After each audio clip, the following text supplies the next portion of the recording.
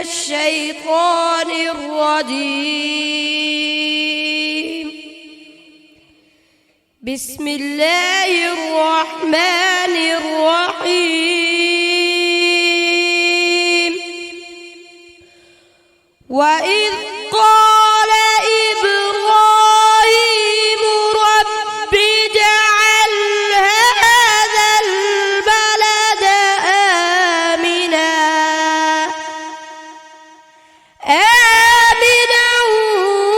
واجنبني وبني أن نعبد الأصنام.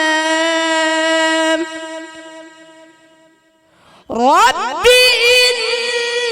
إنهن أضللن كثيرا من الناس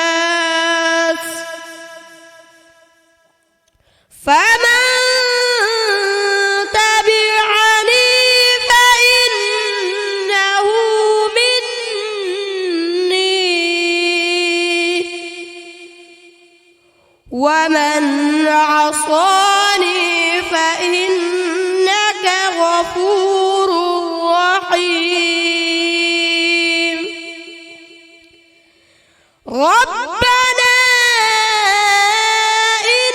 إني أسكنت من ذريتي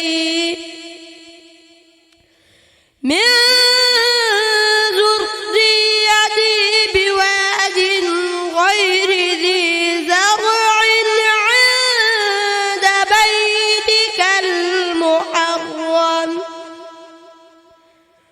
ربنا ليقيموا الصلاة فاجعل أفئدة من الناس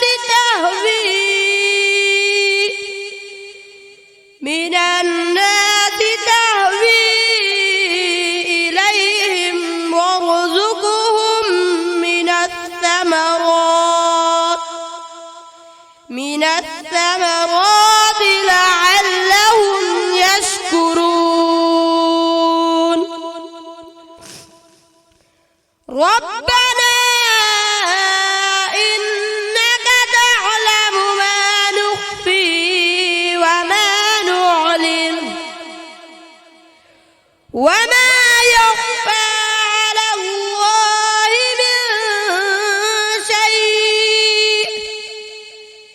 من شيء في الأرض ولا في السماء. الحمد لله الذي وهب لي على الكبر إسماعيل وإسحاق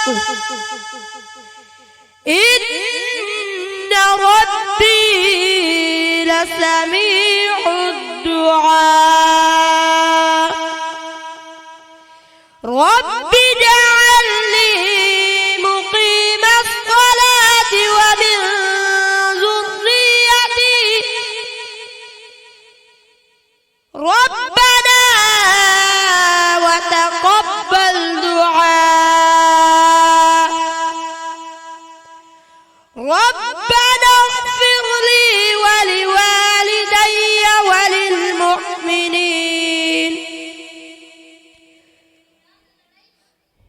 وللمؤمنين يوم يقوم الحساب.